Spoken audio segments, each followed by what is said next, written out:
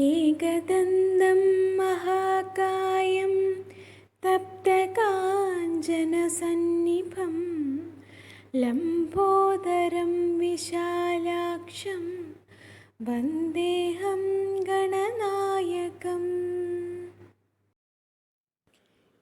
എല്ലാവർക്കും നമസ്കാരം. ഇന്ന് നമ്മൾ നല്ല ഹെൽത്തി ആയിട്ടുള്ള ഒരു തോരനാണ് തയ്യാറാക്കാൻ പോകുന്നത്. സോയാബീൻ കൊണ്ടുള്ള ഒരു തോരൻ. അപ്പോൾ അതിനായിട്ട് ഇവിടെ ഒരു 100 ഗ്രാം സോയാബീൻ എടുത്തിട്ടുണ്ട്. പിന്നെ നമുക്ക് വേണ്ടത് 1 ടേബിൾ സ്പൂൺ മല്ലിപ്പൊടി, 1/4 ടീസ്പൂൺ മഞ്ഞൾപ്പൊടി, 1/4 ടീസ്പൂൺ ഗരം മസാലപ്പൊടി, പിന്നെ 1 ടേബിൾ സ്പൂൺ മുളക് പൊടി, പിന്നെ ചിരകിയ തേങ്ങ വേണം. ഇത് ഒരു അരമുറിയുടെ പകുതി എടുത്തിട്ടുണ്ട്. പിന്നെ ഒരു ചെറിയൊരു കഷ്ണം ഇഞ്ചി ചെറുതായിട്ട് അരിഞ്ഞത് വേണം.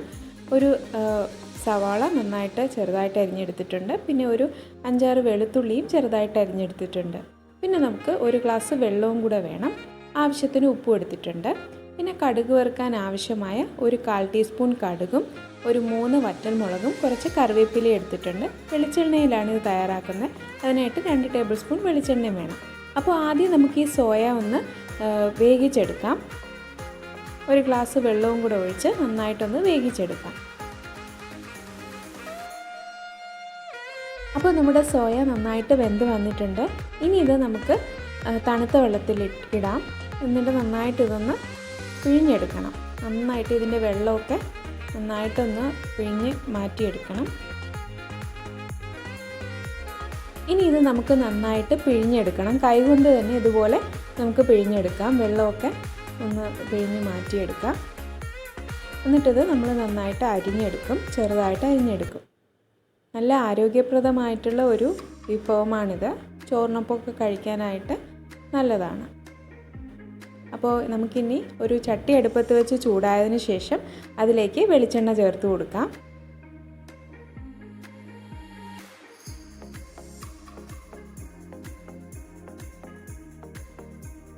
ഇനി ഇതിലേക്ക് കടുക് ചേർക്കാം. അപ്പോൾ കടുകൊക്കെ പൊട്ടി വന്നിട്ടുണ്ട്. ഇനി ഇതിലേക്ക് വറ്റൽമുളക് ചേർത്ത് കൊടുക്കാം. ഇനി ഇതിലേക്ക് കറിവേപ്പിലയും കൂടെ ചേർക്കാം. നമ്മൾ അരിഞ്ഞു വെച്ചിട്ടുള്ള വെളുത്തുള്ളിയും ഇഞ്ചിയും കൂടെ ചേർത്ത് നന്നായിട്ടൊന്ന് വഴറ്റിയെടുക്കാം.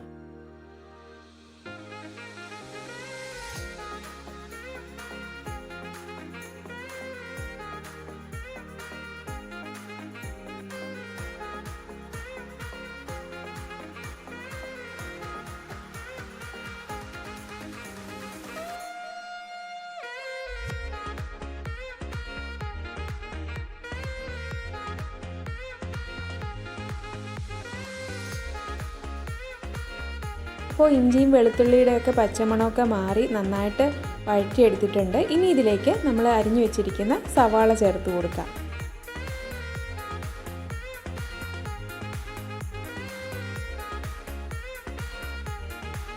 ഇനി ഇതിലേക്ക് ആവശ്യത്തിന് ഉപ്പും കൂടെ ചേർക്കാം.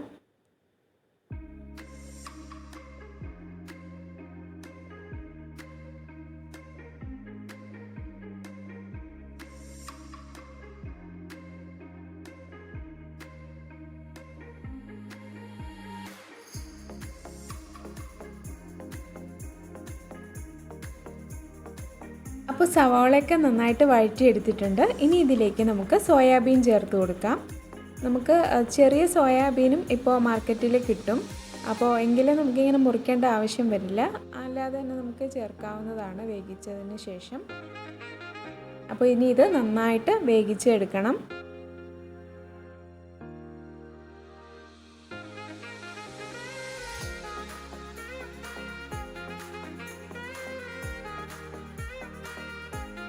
അപ്പോൾ ഈ സോയാബീൻ നന്നായിട്ടൊന്ന് വെന്ത് വരട്ടെ. നമുക്ക് ആ സമയം കൊണ്ട് അരപ്പ് തയ്യാറാക്കാം. നമ്മളിത് അരച്ചൊന്നും ചേർക്കുന്നില്ല. ഇങ്ങനെ കൈകൊണ്ട് തന്നെ ഈ പൊടികളും തേങ്ങയൊക്കെ നന്നായിട്ടൊന്ന് തിരുമ്മി ഇതിലേക്ക് ചേർത്ത് കൊടുക്കാം.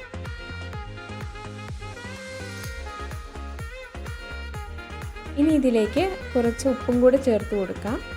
നേരത്തെ നമ്മൾ സവാള വഴറ്റിയ സമയത്ത് കുറച്ച് ഉപ്പ് ചേർത്തിട്ടുണ്ടായിരുന്നു. അപ്പോൾ ഇപ്പോൾ നോക്കിയപ്പോൾ കുറച്ചുകൂടെ ആവശ്യമാണ്. അപ്പോൾ നമ്മുടെ ആവശ്യാനുസരണം ഉപ്പ് ചേർത്ത് കൊടുക്കാം.